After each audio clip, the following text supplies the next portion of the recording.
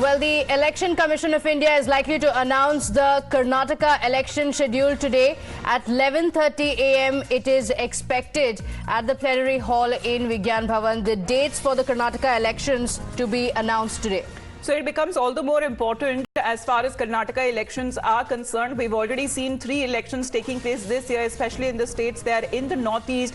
But it is being touted to be the biggest election for all, as lots is at stake for when it comes to the ruling BJP, the opposition Congress and the JDS and other parties as well, as far as the Karnataka elections are concerned. Madhav, good morning to you. Karnataka elections due. We are expecting its announcement by the ECI today. Well, at 11:30, the Election Commission will announce the schedule as far as the general election to the Legislative Assembly of Karnataka is concerned. Now, this is 2 days after the announcement that was made 5 years ago for the last general election that was held in the year 2018. The date of announcement at that point of time was the 27th of March. Now, given the fact that it was the 12th of May that was given as the date of counting last time round, all eyes on what the schedule is likely to be. It's likely to be a one-phase poll is what we understand, or will it be more than one phase?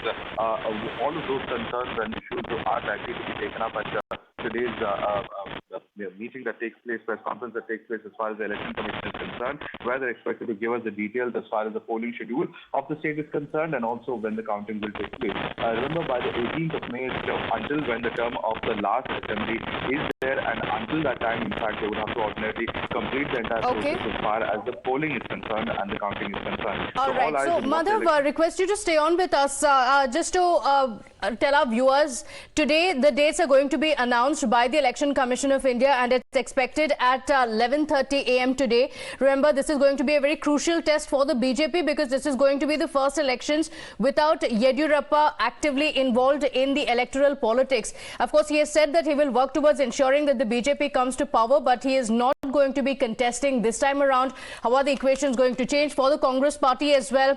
It's going to be an important test of the impact of Rahul Gandhi's Bharat Jodo Yatra and his subsequent disqualification after he was convicted in the defamation case as well. Madhav, coming back to you on that, for the BJP and the Congress party this time around in the elections, a lot of new factors are going to come into play.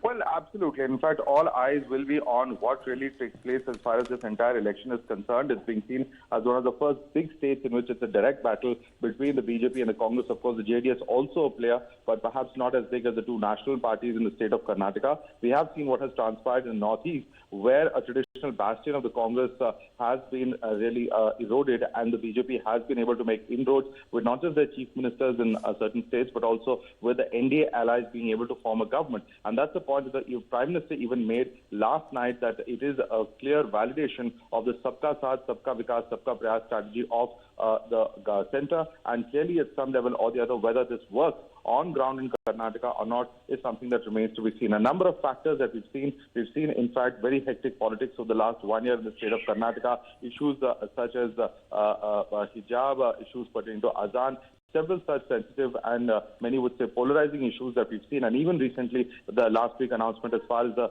minority quota is concerned, Muslim quota in particular, which has been given to two dominant castes, the Vokkalikas and Lingayats. How do all of these pan out on ground are going to be very important factors to watch out for. But nevertheless, how the modalities of the manner in which the election will be conducted is what we'll be looking at 11:30 today, when details as far as the polling as well as the counting that will in fact be done. Last time the polling date was on the 18th of May.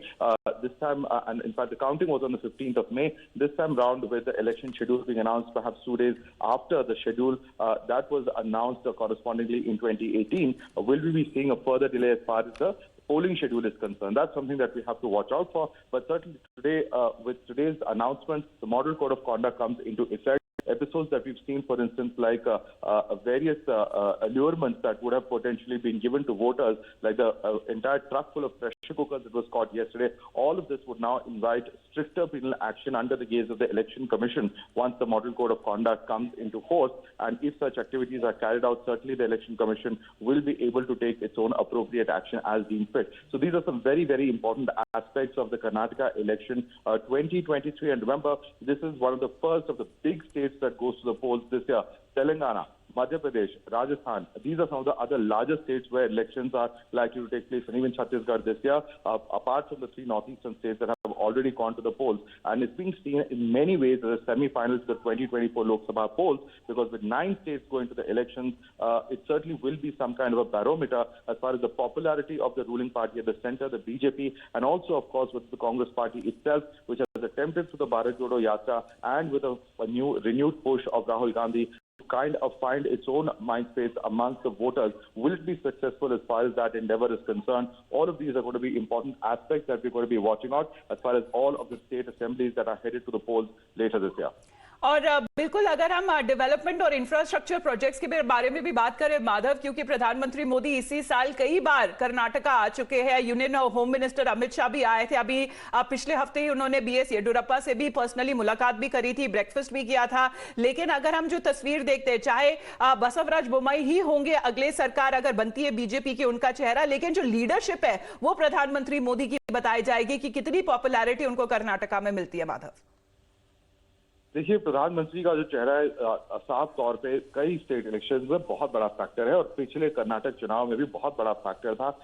आखिरी 2 हफ्तों में प्रधानमंत्री ने उत्तर कर्नाटक की districts में बहुत extensive campaign की थी और उसका कहीं ना कहीं असर नतीजों में भी दिखा था। लेकिन में both the party stand as divided houses. दोनों पार्टियों में अंदरूनी जो मतभेद है वो बाहर उभर के सामने आए हैं। जनरल सेक्रेटरी सीटी रवि की किचन कैबिनेट वाली कमेंट जो उन्होंने पास की थी, जो साफ तौर पे देखा जा रहा था येडियुरप्पा और उनके परिवार के जो सदस्य हैं जो पॉलिटिक्स में एक्टिव हैं उनकी ओर एक टिप्पणी के द्वारा देखा गया था। साथ ही साथ अगर हम कांग्रेस में देखें तो डीके शिवकुमार और सिद्धरामैया के जो डिफरेंसेस है वो साफ नजर आते दिखे हैं आज नहीं। लेकिन so is that going to be a factor on ground? Will it split the Congress vote? That's also going to be very crucial. Madhav, request you to stay on with us.